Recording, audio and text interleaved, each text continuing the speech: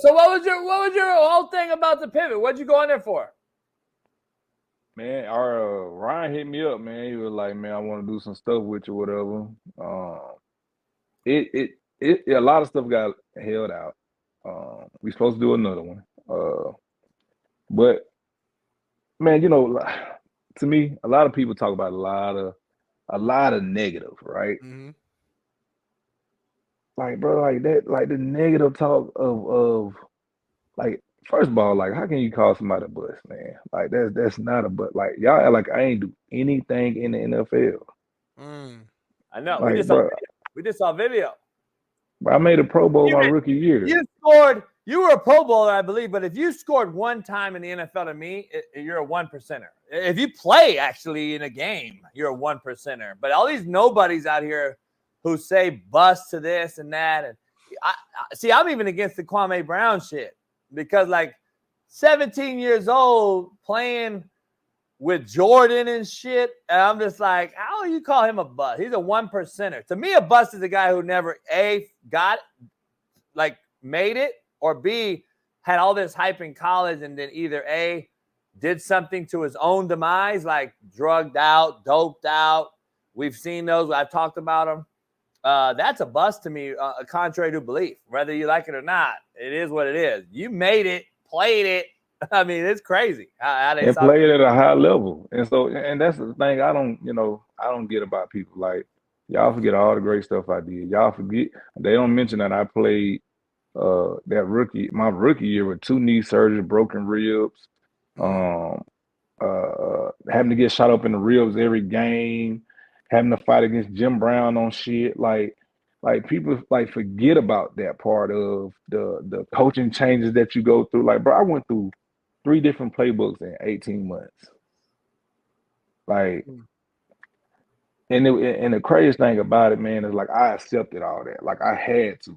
Because at the end of the day, we didn't have, like, before LeBron went to Miami, players couldn't say that I wanted to be traded. People couldn't say that, this is where I want to take my talents to. It was shut the hell up and play football. We paying you, dog. We paying you this money. Shut the hell up and just play.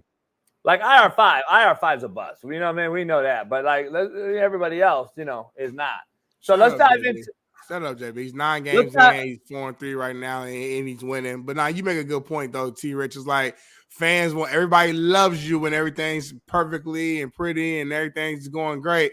But then when a little bit of struggle hits, and again, struggle that may not all be 100% on you, his situation, his system, his franchise, everything. And sure, it could be a little bit on you, but it's a combination of everything. They want to like talk shit and act like you ain't never was who you was, never was great. When you did more than most of common folk across the country, across the world. So nah, I'm with you, man. People don't realize when you go top 3, top 5, bro, you go into the worst situations ever, right? Like, and they expect you to change that shit overnight. Like, people say what they want to say, but shit, Andrew Luck ain't in the league, RG3 not in the league, and they went ahead of me. You know what I'm saying? Like, 4 ain't the person that was 4 ain't in the league. Person that was 5 ain't in the league. Like, you got to look at stuff like that, bro. Like, you got a big responsibility, and I get it. You get paid big bucks to do big things. I get it, but at the same time, you can't send me to a situation to where like it's nobody there. Like, look at Bryce right now, bro. Are we saying Bryce is a bust? Are we saying Justin Fields is a bust? Like them kids can actually play. You put the whole kid in a situation. Shit, I think Justin Fields has done a terrific job of his situation in Pittsburgh, what he's got right now, and in the hand he's been dealt with. You look at what Bryce is going through, bro. Like, it's crazy. You look at what Saquon went through when he got hurt. Shit, you look at Derrick Henry first 3 years. It was shit. It was not what it is. And I ain't gonna say it was shit. It wasn't what it is now. Like, you look at Marshawn without Seattle. It wasn't the beast mode that we know. Like, it's the scheme. It's the program. Like, JB, you had to cater to different players from their skill set. Yep, system, situation, everything matters. I mean, JB, he always says he thinks if Mahomes was drafted by the Bears or like one of these other franchises, Mahomes wouldn't be the same person that he is today. I mean, look how Jaden Downs is striving and with Washington. If he was drafted somewhere else, maybe he wouldn't be that great. Bryce Young, on the other hand, gets drafted by the Panthers, who's a bad organization right now, no help, and he's struggling. So, situation definitely matters. But we might not even seen Tom Brady if he didn't go to the Patriots. Come on now. One thing I want to show real quick, Trick, because from the pivot, I know I think Ryan Clark might have like apologized to you about a comment he made, and you had kind of kind of gave your piece as well. Can we show that clip real quick, Bailey, please? We saw him one time, and I'm like, man, this is my dog. Like, how you saying this? He said something. You had a high school player playing better than me. I'm like, what? Come on, bro. I want to say I'm sorry for saying that, because I've grown and matured enough to know now that not only do I not know everything that's going on football-wise, I don't know everything that's going on in the real lives of players. I don't know how that affects them mentally and emotionally, which in some point will affect them physically. As a young analyst, you look at stats, you look at yards per carry, and you say, okay, how can I say this without saying he's averaging this yards per carry to where it's entertaining and the point comes across that statistically this is low. And I was more focused on the value of the entertainment than the value of the person. I've learned now, as I've grown, to never focus on the value of the entertainment over the value of the human.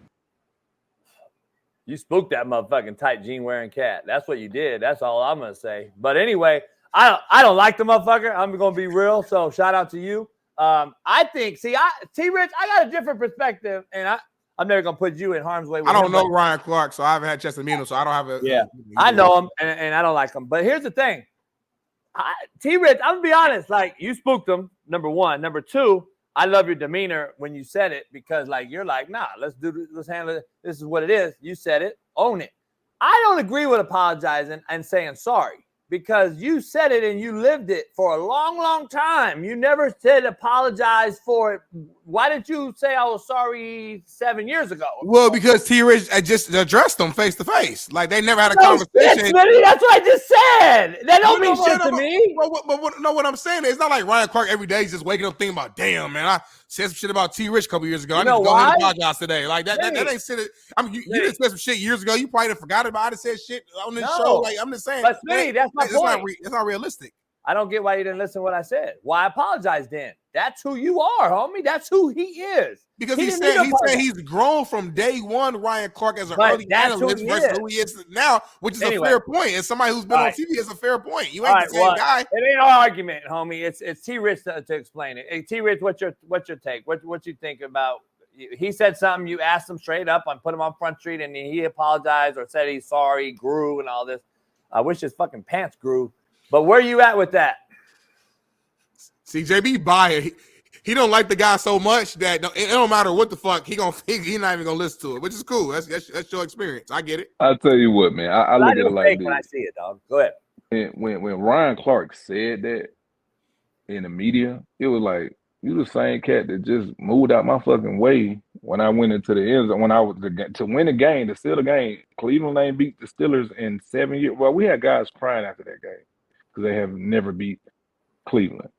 I mean, never beat Pittsburgh. Yeah.